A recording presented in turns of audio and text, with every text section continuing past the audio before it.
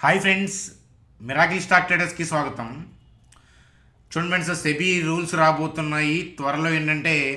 అందరూ కూడా equity market గురించి ఆలోచిస్తారు. సో అంటే ఈక్విటీలో ఇన్వెస్ట్మెంట్ కానీ ఈక్విటీలో స్వింగ్ ట్రేడ్ గురించి కానీ ఆలోచిస్తారు. సో దానికి సంబంధించిన ఒక కీలకమైన పాయింట్ అంటే స్టాప్ లాస్. సో ఏదైనా ఒక స్టాక్ని బై చేస్తున్నప్పుడు స్టాప్ లాస్ ఎలాగా, ఆ పాయింట్ కూడా ఈ వీడియోలో డిస్కస్ చేద్దాం. చూడండి friends, stock market bull so ఈ పేటకు నేనే మేస్త్రి అంటుంది. సో అలాగే బ్రేక్అవుట్ అనేది భారీగా రాబోయి మంచి ర్యాలీ అనేది నిఫ్టీలో రాబోతుంది. సో బ్యాంక్ నిఫ్టీలో కూడా మంచి ర్యాలీ అనేది కనిపిస్తూ ఉంది. చూడండి, HDFC bank, ICICI bank, Reliance, triple అనమాట ఇవి. చూడండి సార్, నిఫ్టీలో హెవీ వెయిటెడ్ స్టాక్స్ ఏంటి అని అంటే HDFC bank, so Reliance industries, so ఇలాంటివే కదా. సో ఈ రెండు, అలాగే ఐసిఐసి బ్యాంక్కి హెచ్డిఎఫ్సి బ్యాంక్ అంత వెయిటేజ్ లేకపోయినా కూడా సో ఓవరాల్గా నిఫ్టీని పైకి కిందకి మూవ్ చేసే సత్తా ఉన్న స్టాక్ అని చెప్తాను. సో టీసీఎస్, ఇట్లా మనం అన్నీ చూసుకుంటూ వెళ్ళాలి. సో ఏదైనా కానీ ఈ స్టాక్స్లో మంచి బయింగ్ అనేది జరుగుతుంది. ఆ చార్ట్స్ని స్టడీ చేద్దాం.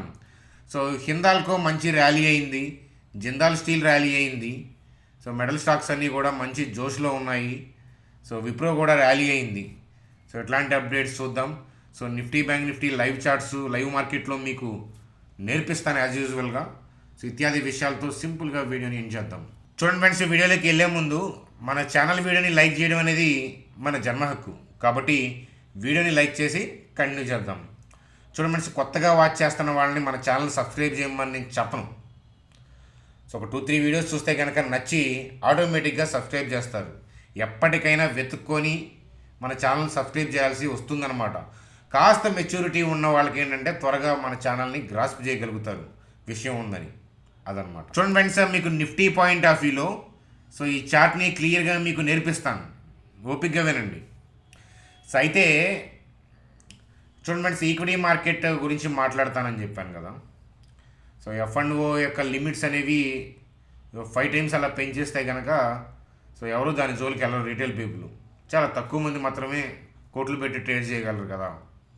సో కాబట్టి ఈక్విటీ మార్కెట్కి ఇంపార్టెన్స్ మళ్ళీ పెరుగుతుంది, పూర్వవైభవం అనేది వస్తుందన్నమాట.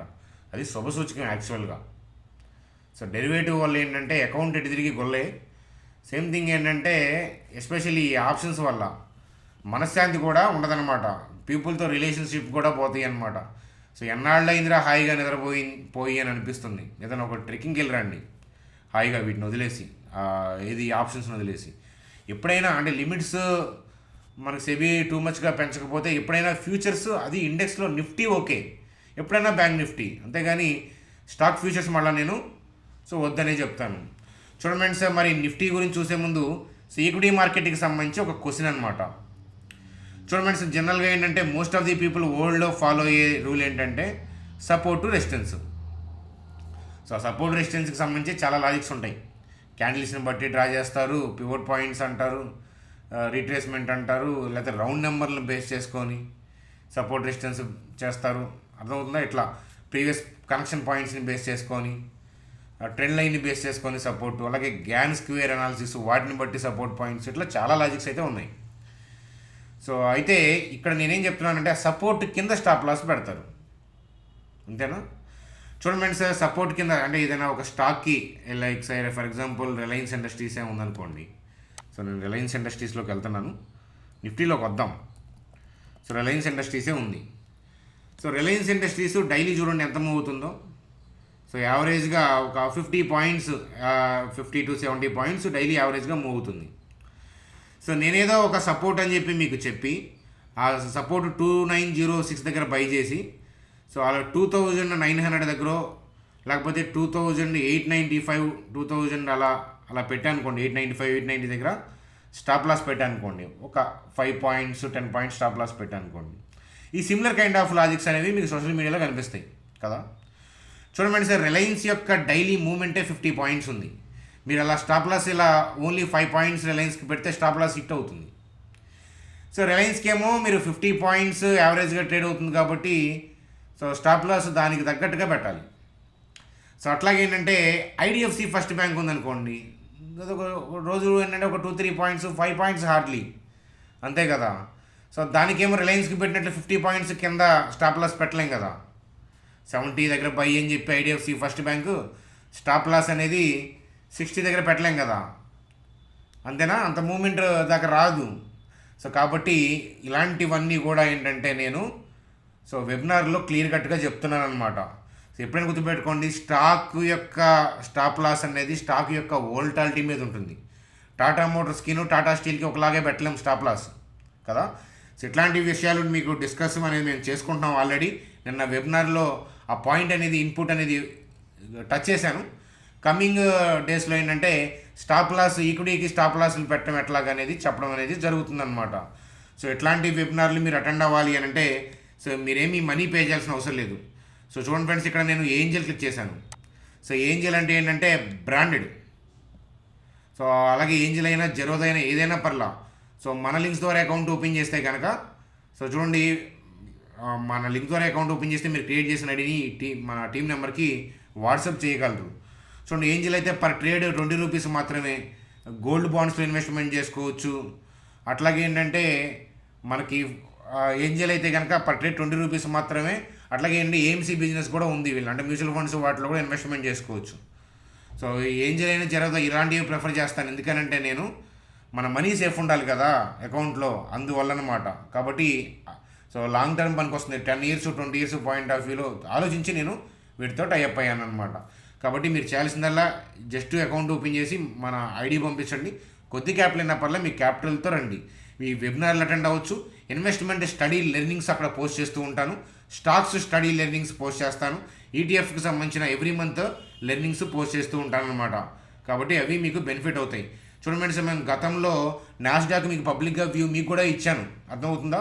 సో చాలామంది ఇంక్లూడింగ్ మీ 60 to 70% దాకా ఈటీఎఫ్లో మనం స్టడీ వ్యూ గెయిన్ చేసుకోగలిగాము, అర్థమవుతుందా. అట్లా అనమాట. నాస్డాక్ కూడా దొరికితే వాటికి సంబంధించిన ఈటీఎఫ్లో కూడా మనం స్టడీ చేసుకుంటాం అనమాట గ్రూప్లో. సో ఆ విషయాలు మీకు సో బెనిఫిట్ అవుతాయి అనుకుంటే ఒక స్టెప్ అడిగేస్తే లైఫ్ చేంజ్ అవుతుంది అని చెప్పి చెప్తాను. చూడండి సార్, నిఫ్టీ పాయింట్ ఆఫ్ వ్యూలో సో చూడండి, ఇక్కడ మనకి బ్యాంక్ ఆఫ్ జపాన్ అప్పుడు ఇష్యూ అప్పుడు సెల్ చేశారు కదా. సో దాని తాలూకా అని చెప్పి మీకు ప్రతి వీడియోలో ఎక్స్ప్లెయిన్ చేస్తున్నాను. సో ఈ చివరి ఎడ్జ్లో ఉంది. సో ఏదైతే బ్యాంక్ ఆఫ్ జపాన్ ఇష్యూ వచ్చినప్పుడు గ్యాప్ డౌన్స్ అయినాయో మార్కెట్లో, ఏషియన్ మార్కెట్స్లో బ్యాడ్ అయిందో, సో దానికి సంబంధించిన సెల్ ఆర్డర్స్ స్టిల్ పెండింగ్ ఉంటాయి అని చెప్పి చెప్పాను కదా. సో ఎవరైనా బిగినర్స్ ఉంటే ఒక 1 to 2 minutes మళ్ళీ ఇంకొకసారి దాన్ని ఎక్స్ప్లెయిన్ చేస్తాను. చూడండి ఫ్రెండ్స్, ఈ doji kind of candle form అయ్యేంత వరకు వాళ్ళు పైకి వెళ్ళాలని అనుకున్నారు. నెక్స్ట్ డే ఏషియన్ మార్కెట్ సడన్గా ఏంటంటే డిప్ అయినాయి. నిఫ్టీ డౌన్ ఉంది కాబట్టి సో ప్రీ మార్కెట్లో ఉన్న ఆర్డర్స్ని బేస్ చేసుకొని మార్కెట్ గ్యాప్ డౌన్ అవుతుంది కదా. అలాగే గ్యాప్ డౌన్స్ అయినాయి. సో అయితే సో గ్యాప్ డౌన్ ఎందుకు అవుతుంది అని అంటే ప్రీవియస్ ఈ డోజీ కైండ్ ఆఫ్ క్యాండిల్ యొక్క క్లోజింగ్ ఏరియా నియర్ బై ఏంటంటే సెల్లర్స్ హెవీగా ఉన్నారు, కానీ ఆ ఏరియా ఆ స్ట్రైక్ ప్రైస్లో బయర్స్ అవైలబిలిటీ లేరు. సో అందుకని మార్కెట్ ఏంటంటే గ్యాప్ డౌన్ అయింది. సో కాబట్టి మనకి సెల్ ఆర్డర్స్ ఏంటంటే ఆ ప్రీవియస్ క్యాండిల్ యొక్క క్లోజింగ్ దగ్గర నుంచి సో ఈ గ్యాప్ డౌన్ అయిన క్యాండిల్ యొక్క అప్పర్ వీక్ దాకా సెల్ ఆర్డర్స్ ఉన్నాయి. సో కదా అదనమాట. సో అందుకని సో మార్కెట్ ఎంత జోష్గా వచ్చినా సో ఆ సెల్ ఆర్డర్స్ని క్లియర్ చేయాలి కదా. సో వాళ్ళు రిలీజ్ చేసిన సెల్ ఆర్డర్సే కదా. సో కాకపోతే ఏంటంటే ఇప్పుడు మార్కెట్ ఏంటంటే పైకి వెళ్ళాలనే ఇంటెన్షన్తో ఉన్నారు కదా. సో అందువల్ల ఏంటంటే కింద నుంచి బై చేసుకుంటూ వస్తున్నారు కాబట్టి సో ఆల్రెడీ సెల్ ఆర్డర్స్ ఉన్నాయి కాబట్టి ఈ ఏరియాలో ప్రాఫిట్ బుకింగ్ చేసుకుంటున్నారు. ప్రాఫిట్ బుకింగ్ చేసుకుంటానే ఫ్రెష్ బయింగ్ చేస్తున్నారు. అందుకనే ఆ జోన్ అనేది బద్దలవుతూ ఉంది. సో మీరు చూస్తూ ఉన్నారు కదా ఆల్రెడీ. సో అందుకని మిమ్మల్ని సెల్ చేయొద్దు ఈ జోన్లో ఎందుకని చెప్తున్నానంటే రీజన్ అదే. సో వాళ్ళు ప్రాఫిట్ బుకింగ్ చేసుకుంటా ప్యారలల్గా బై చేస్తున్నారనమాట. సో సింపుల్ ఎగ్జాంపుల్ చెప్తాను, మీకు చాలాసార్లు చెప్పాను, రియల్ ఎస్టేట్ వాళ్ళకైతే బాగా తెలుస్తుంది. సో డైలీ ఎఫ్ఐఐస్ ఏంటంటే బై సెల్ రెండూ చేస్తారు. మీరు నెట్ బై నెట్ సెల్లింగ్ చూసారంటే కనుక వాళ్ళ యొక్క అంటే మార్కెట్ యొక్క మూమెంట్ని వాళ్ళు ఎటువైపు వెళ్ళాలనే అంచనాని మీరు ఎట్టి పరిస్థితిలో చేయలేరు. ఆ పుట్టుకాల రేషియో చూసినా ఎఫ్ఐఐ నెట్ సెల్లింగ్ ఆ డేటా అబ్జర్వ్ చేసినా నెట్ సెల్లింగే కనిపిస్తుంది. మార్కెట్ వస్తేనే ఆల్ టైమ్ హై వచ్చి కూర్చుంది, అదే కదా మీరు చూస్తుంది. కానీ daily by quantity cell quantity రెండు ఉంటాయి. ఎక్కడ బై చేస్తున్నారు, ఎక్కడ సెల్ చేస్తున్నారు, ఓవరాల్గా మార్కెట్ని ఎటు మూవ్ చేస్తున్నారు అనేది సో చాలా చాలా ఇంపార్టెంట్. సో వాళ్ళు కింద నుంచి బై చేసుకుంటూ వస్తున్నారు. సో ఈ హైయర్ లెవెల్లో ఏంటంటే సో వాళ్ళకి సెల్ ఆర్డర్స్ ఉన్నాయి కాబట్టి ఆల్రెడీ వాటిని ప్రాఫిట్ బుకింగ్ చేసుకుంటా ప్యారలల్గా బై చేస్తున్నారు. అందువల్ల నెట్ క్వాంటిటీ అనేది మీకు అంత మీకు అగ్రెసివ్గా వాళ్ళు బై చేస్తున్నట్లు అనిపించకపోవచ్చు. అట్లాగే ఏంటంటే మార్కెట్లో జోష్లో ఉండి ఆల్రెడీ గ్రీన్లో నడుస్తా గ్లోబల్ క్యూస్ బాగుండి అప్ ట్రెండ్ నడుస్తున్నప్పుడు ఏంటంటే retail people also they are buying. So కాబట్టి ఏంటంటే సో ఇన్స్టిట్యూషనల్ ప్లేయర్స్ ఏంటంటే అలా పెరుగుతూ ఉంటే కొద్దిగా బై చేస్తాం మార్కెట్ని ఏంటంటే అలా పైకి తీసుకెళ్తూ ఉంటారు. సో చూడండి ఫ్రెండ్స్, ఒక్కసారి మీకు ఈ పర్టికులర్ జోన్లో సో ప్రాఫిట్ బుకింగ్ అవుతా పైకి వెళ్తూ ఉంది. సో ఆల్రెడీ నిన్నటి వీడియోలో మనం ఏం చెప్పాము అంటే ఈ పర్టికులర్ ఏరియా 24,950 దాటిన తర్వాత ప్రాఫిట్ బుకింగ్ అవుతూ ఉంటుందని. సో అదే జరుగుతుంది కదా. సో ఒక్కసారి నేను లైవ్ చాట్కి వెళ్ళి చూపిస్తాను చూడండి. సో మనకి ఆరిజిన్ ఇదే కదా. సో బ్యాంక్ ఆఫ్ జపాన్ వచ్చినప్పుడు ప్రీవియస్ క్లోజింగ్ ఏరియా ఇదే కదా. సో కాబట్టి highest area of selling orders ఈ ఏరియాలోనే ఉంటాయి. 25,009, 25,075 వాటిని కూడా అగ్రెసివ్గానే క్లియర్ చేస్తున్నారు అని అంటే సో వాళ్ళు ఏంటంటే they want to go for aggressively in the stock market, అంటే పైకి అగ్రెసివ్గా వెళ్ళాలనే ఇంటెన్షన్తో పోటెత్తుతున్నారు అనే విషయం అర్థమవుతుంది. చూడండి సార్, జీడిపి డేటా వస్తుంది, ఏజిఎం మీటింగ్ ఉంది, ఆ డేట్స్ ఏంటి మీ అందరికీ తెలుసు, ఈ వీకెండ్ కల్లా వచ్చేస్తాయి. వీళ్ళు ఏం చేస్తారంటే ఆల్రెడీ బయింగ్ స్టార్ట్ చేశారు కదా. సో ఆ డేటా తేడా పడితేనేమో ప్రాఫిట్ బుకింగ్ కానీ సెల్ ఆఫ్ కానీ చేసుకుంటారు ఆ ఈవెంట్ తర్వాత. సో ఆ డేటా బాగుంటే కనుక ఈ మార్కెట్ని అక్కడి నుంచి కూడా పైకి తీసుకెళ్లే ప్రయత్నం చేస్తారు. బోత్ వేసి వాళ్ళకి ప్రాఫిట్, ఎందుకని ఆల్రెడీ ముందు బై స్టార్ట్ చేసుకుంటూ వచ్చారు కాబట్టి. సో ఇలా జీడిపి నెంబర్స్ వచ్చే ముందు సో ఆగుతారు. సో ఒకవేళ తేడా పడితేనేమో ఈ బై చేసుకుని ప్రాఫిట్ బుకింగ్ అవుతాయి. సో అర్థమవుతుందా, ఆ నెంబర్స్ తేడా పడితే. సో ఆ నెంబర్స్ ఫేవర్గా వస్తే కనుక సో ప్రాఫిట్ బుకింగ్ చేసుకుంటారు, లేకపోతే పైకి వెళ్తారు. ఏ వే అయినా కూడా వాళ్ళకి ఓకే, ఎందుకంటే ఆ ఈవెంట్లు ఉన్నాయి కాబట్టి ఆ ఈవెంట్ తాలూకా బయింగ్ అనేది ముందే జరుగుతుంది. మనం ఏం చేస్తాం, సోషల్ మీడియాలో ఆ ఈవెంట్ ఉందని చెప్పి ఆగమని చెప్తారు కాబట్టి ఆ ఈవెంట్ దాకా ఆగుతాం. ఆగిన తర్వాత రియాక్ట్ అవుదాం అని అనుకుంటాం, కానీ మార్కెట్ ఏంటంటే ఆల్రెడీ రియాక్ట్ అవుతుంది. సో అర్థమవుతుంది, అది ప్రాఫిట్ బుకింగ్ అవ్వచ్చు, కానీ జీడిపి నెంబర్స్ బాగానే వచ్చి ఉండొచ్చు, కానీ అది ప్రాఫిట్ బుకింగ్ వల్ల డిప్ అవ్వచ్చు. ఎందుకంటే వాళ్ళు తగ్గ ఉన్నారు కదా ఆ ఈవెంట్ అయిన తర్వాత. సో మీకు అందుకే అంత వోల్టాలిటీ ఉంటుందన్నమాట. బుక్ చేసుకునే వాళ్ళు చేసుకుంటారు, కొనేవాళ్ళు కొనుక్కుంటుంటారు. కానీ మనం ఏంటంటే ఈవెంట్ని బేస్ చేసుకుని ట్రేడ్ చేద్దాం, ఆ ఈవెంట్ అయిపోయిన తర్వాత డెసిషన్ తీసుకుందాం అనుకుంటే వర్కౌట్ అవ్వదు. సో చూడండి వాళ్ళు ఎంత తెలివిగా ప్లే చేస్తూ ఉన్నారు. So buying thing. అలాగే రీసెంట్ సెల్ ఆఫ్ ఇప్పటికీ సెల్ ఆఫ్ అయి కనిపిస్తుంది కదా డేటాలో అని మనం అనుకుంటాం, కానీ వాళ్ళు చూడండి సో ఆ ఇష్యూని ఎలా తీసుకుంటారంటే కంటిన్యూగా బై. సో ఆ సెల్ తగ్గిన ప్రాఫిట్ బుకింగ్ మళ్ళీ ఫ్రెష్ బయింగ్తో న్యూ హైకి తీసుకెళ్ళుకుంటా మళ్ళీ ఏ హయ్యర్ లెవెల్లోనో ప్రాఫిట్ బుకింగ్ చేసుకుంటారు. చూడండి ఫ్రెండ్స్, బయ్యింగ్ ఇదంతా ప్రాఫిట్ బుకింగ్ అనుకుందాం. సో అలాగే ర్యాలీ ఇక్కడతో ఆపరది, ఎక్కడికో వెళ్తారు. సో ఎక్కడికో వెళ్ళి మళ్ళీ ఏంటంటే హయ్యర్ లెవెల్లో ప్రాఫిట్ బుకింగ్ చేసుకుంటారు. చూడండి బ్రాడ్ పిక్చర్ చూస్తే ఏంటంటే వాళ్ళకి ఎలా ప్రాఫిట్ వస్తుందో తెలుస్తుంది. అంతేగాని నెట్ సెల్లింగ్ ఎఫ్ఐ చేశారంటే కనుక ఇరక్కపోతారు. అదనమాట కథ. సో కాబట్టి ఏదైనా బ్యాడ్ న్యూస్ వస్తే సూపర్ అనమాట. ఎందుకనంటే ఇక్కడ మళ్ళీ ఫ్రెష్గా ఏంటంటే మళ్ళీ ఆర్డర్స్ ప్లేస్ చేశారు. కాబట్టి ఏదైనా బ్యాడ్ న్యూస్ వచ్చి టెంపరీగా డిప్ వస్తే మనం మల్టిపుల్ జోన్స్ అయితే ఉన్నాయి కాబట్టి ట్రేడ్ పాయింట్ ఆఫ్ వ్యూలో ప్లాన్ చేసుకోవడానికి అని చెప్తాను. సో వాళ్ళు ఏంటంటే ఈ జోన్ని బ్రీచ్ చేసి బ్రేక్అవుట్ తేపోతున్నారు, ఆ విషయం అనేది స్పష్టంగా అర్థమవుతుంది. చూడండి ఎఫ్ఐఐస్ అంట లాస్ట్ క్వార్టర్లో జూన్ క్వార్టర్లో ఏంటంటే స్టేక్స్ హెవీగా పెంచారంట. వేదాంత, హిందాల్కో, అలాగే 6 other BSc metal stocks. So ఇక్కడ కనిపిస్తుంది కదా వేదాంత, జిందాల్ స్టీలు, అలాగే నేషనల్ అల్యూమినియం కంపెనీ నాలుగో తెలుసు కదా, జిందాల్ స్టీల్ అండ్ పవర్, అలాగే Tata steel, NMDC, Apollo, APL, Apollo tubes. So చూడండి వీటిలో పెంచారు అది జూన్ క్వార్టర్లో. మనకి డేటా ఏంటంటే క్వార్టర్ మొత్తం అయిపోయిన తర్వాత అఫీషియల్గా డేటా కనిపిస్తుంది. సో అయితే ఏంటంటే వాళ్ళు ఇప్పుడు బై చేశారు కదా, ఇప్పుడు వెళ్ళి మీరు కొని నెక్స్ట్ క్వార్టర్లో కూడా అలాగే ఉంటుంది అనుకుంటే నెక్స్ట్ క్వార్టర్ డేటా ఈ క్వార్టర్ అయిపోయినాక వస్తుంది. కాబట్టి ఏంటంటే డేటాని ఎప్పుడు కూడా అతిగా ఫాలో అవ్వద్దు. స్టాక్ మార్కెట్లో మీకు కనిపించే డేటాతో ప్రాఫిట్ తీసుకుందాం అనుకుంటే అంత ఫూలిష్ యాక్ట్ ఇంకోటి ఉండదు. అర్థమవుతుందా? సో అయితే ఈ స్టాక్స్లో నేను జిందాల్ స్టీల్ గురించి నేను చాలాసార్లు చెప్పాను. సో ఇప్పుడు కూడా స్టీల్ ఏంటంటే అండర్ వాల్యుయేషన్స్లోనే ఉంది, ఇప్పుడు కొనమని కాదు. సో స్టాక్ ప్రైస్ ఇండెక్స్ అంటే పిఈ అనేది అండర్ వాల్యుయేషన్స్లో ఇదే కాదు, మెటల్ స్టాక్స్ అన్నీ కూడా 10 PE లోపు ట్రేడ్ అయినాయి.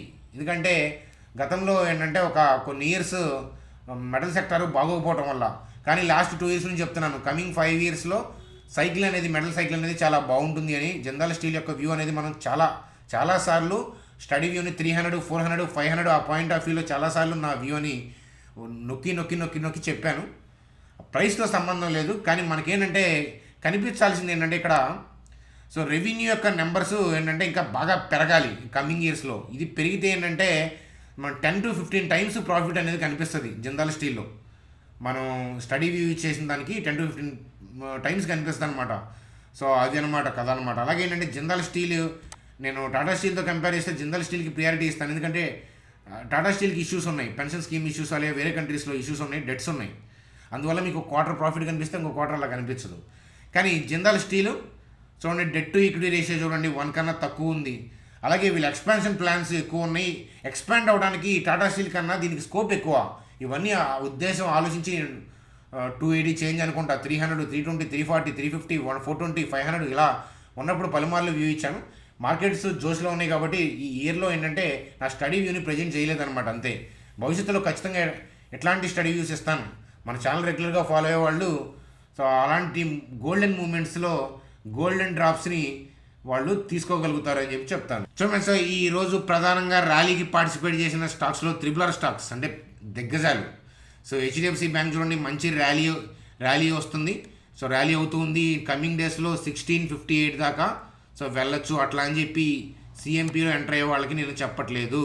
సో దాన్ని బేస్ చేసుకొని ఎంటర్ అవ్వద్దు. సో ఆ మూమెంట్ బాగుంది కాబట్టి so it can go to 1658 levels అంటాను.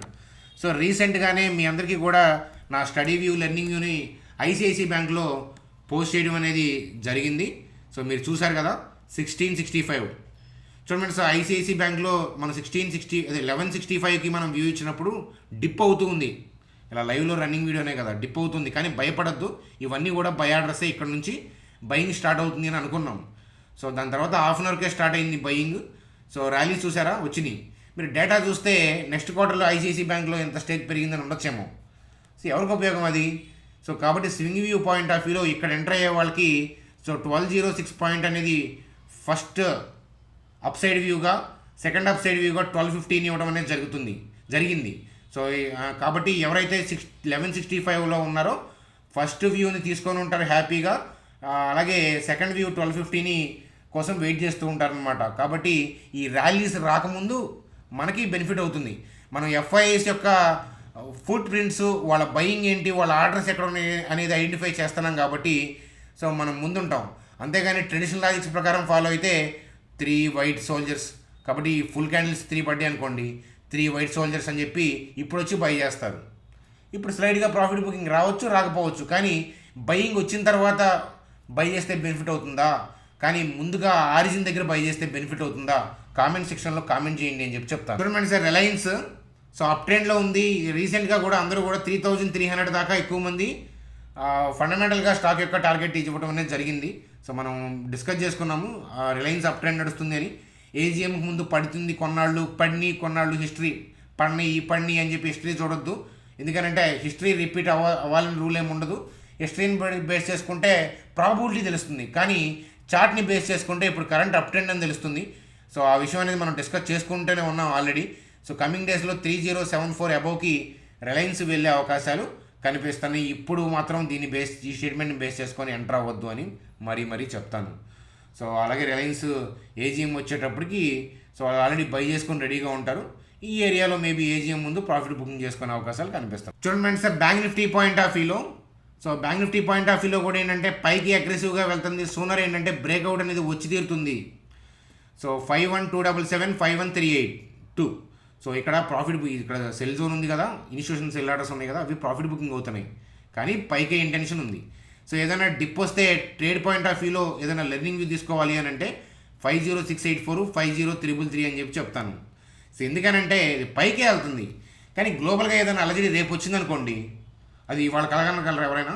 ఇవాళ మార్కెట్ లోపు ఎవరైనా నిద్రపోయి రేపు పొద్దున్న గ్లోబల్ న్యూస్ బాగోవు అని చెప్పగలరా? అవి ప్రెడిక్ట్ చేయొద్దు. రేపు బాగున్నా ఎల్లుండి బాగోకపోవచ్చు, అవి ప్రెడిక్ట్ చేయొద్దు. సో మనం రీటైల్ పీపుల్ కాబట్టి బ్రాడ్ వ్యూ అప్ కాబట్టి ఏదైనా డిప్ వస్తే ఏ లెవెల్ నుంచి బౌన్స్ అవుతుంది అది చూసుకోండి అని చెప్పి చెప్తాను. ఇన్స్టిట్యూషన్స్ కంటే కింద నుంచి బై చేసుకుంటూ వస్తున్నారు కాబట్టి వాళ్ళకి ఇక్కడ బై చేసినా ఇక్కడ ప్రాఫిట్ బుకింగ్ చేసుకున్న పనికి వస్తుంది. అర్థమవుతుందా? అదనమాట కదా. కాబట్టి సో ఏదైనా డిప్ వస్తే 50684, 50333 కోసం వెయిట్ చేద్దాం. మామూలుగా జనరల్గా టాక్ చెప్పండి అని అంటే మార్కెట్ గ్లోబల్గా ఏదైనా అలచడి, ఏదైనా అన్ఎక్స్పెక్టెడ్ బ్యాడ్ న్యూస్ వస్తే తప్ప సో ఇదేంటంటే బ్రేక్అవుట్ వచ్చి తీరుతుంది, అందులో డౌటే లేదు అని చెప్తాను. ఫ్రెండ్స్ విప్రో కూడా మంచి ర్యాలీ అనేది వచ్చింది. స్పెషల్గా న్యూస్ అయితే ఏం లేదు. సో ఈ rally recent profit booking rally అనమాట. ఫ్రెండ్స్ స్టాక్ మార్కెట్ని అలా చూడండి, చార్ట్ని, ర్యాలీ ప్రాఫిట్ బుకింగ్ ర్యాలీ. అప్పుడు ఏంటంటే మీకు ఎడిపోతుందో తెలుస్తుంది. అంతేగాని ఎవరు కూడా ఏ ఇన్స్టిట్యూషన్ ప్లేయర్ కూడా ఏంటంటే సపోర్ట్ దగ్గర బై, రెసిస్టెన్స్ దగ్గర సెల్లు, సో దాన్ని బేస్ చేసుకుని ఎవరు ట్రేడ్ చేయరు. 2 లైన్స్ మీద ఎన్ని ఆర్డర్లు ప్లేస్ చేయగలుగుతారు చెప్పండి. వాళ్ళు చాలా చంక్ ఆఫ్ మనీ వాడేవాళ్ళు ఒక రేంజ్లో బై చేయడం అనేది సాధ్యం అవుతుంది. చూడండి ఇలా రేంజ్లో బై చేసుకుంటూ వెళ్తున్నారు, రేంజ్లో ప్రాఫిట్ బుకింగ్, రేంజ్లో బై చేసుకుంటూ వెళ్తారు అట్లా. అంతేగాని ఒక లైన్ 2 లైన్స్ బేస్ చేసుకొని ఆ సపోర్టు రెసిస్టెన్స్ ఆ లైన్ల మీద బై చేయాలని అంటే ఎన్ని ఆర్డర్లు ప్లేస్ చేయగలుగుతారు. కాబట్టి ఆ విషయం అనేది చూడొద్దు. అట్లాగేంటంటే వాళ్ళకి టార్గెట్ రెసిస్టెన్స్ దగ్గర సెల్ చేయాలి అట్లాంటివి ఏమి ఉండవు. జీడిపి ఏంటి, కంపెనీ గ్రోత్ ఏంటి, దాని యొక్క టార్గెట్ ఎక్కడ దాకా వెళ్ళొచ్చని దాన్ని బేస్ చేసుకొని బై చేసుకుంటూ వెళ్తారు. కంట్రీ జీడిపి గ్రోత్ ఏంటి, దాన్ని బట్టి నిఫ్టీ ఇండెక్స్ ఎక్కడ దాకా తీసుకెళ్ళచ్చు, ఇప్పుడున్న పాజిటివ్ థింగ్స్ ఏంటి, నెగిటివ్ థింగ్స్ ఏంటి అవి చూస్తారు. అంతేగాని మీరు ప్రతి రెసిడెన్స్ దగ్గర మీరు సెల్ చేసుకుంటా ఏంటంటే ప్రతి రెసిడెన్స్ దగ్గర పెళ్ళు అనిపిస్తారనమాట ఇన్స్టిట్యూషన్ ప్లేయర్స్. అలా వెళ్ళొద్దు. సో చూడండి ఫ్రెండ్స్, నేను చెప్పింది నమ్మద్దు, మీ అబ్జర్వేషన్ ఏంటో చెప్పండి. మరి రెసిడెన్స్ దగ్గర సపోర్ట్ దగ్గర బయింగ్ సెల్లింగ్ జరుగుతుంటాయి కదా అనిపిస్తే రిటైల్ పీపుల్ యాక్టివిటీ వల్ల టెంపరీగా మీకు కన్ఫర్మేషన్లు వస్తాయి. కానీ స్టాప్ లాస్లు most of the times hit అవుతూ ఉంటాయి. మీలో చాలామందికి తెలిసిందే, మీ అబ్జర్వేషన్ నేను కొత్తగా ఏం చెప్పట్లేదు. కానీ మీరు కూడా అబ్జర్వ్ చేయండి సరిగ్గా అని చెప్తానమాట. ఎప్పుడు కూడా మన మనసుకి ముసుకేసి వేయొద్దు. అవతలకి వేయండి ముసుగు, ఇబ్బంది లేదు. కానీ మన మనసుకి ముసుకేసుకుంటే మనం నష్టపోతాం. సో అది ఫ్రెండ్స్ వీడియో. సో ఈవినింగ్ చాణక్యలో మరిన్ని న్యూస్ అప్డేట్స్తో ఇతరత్ర థింగ్స్తో ఏంటంటే కలుద్దాం. So bye friends, good day.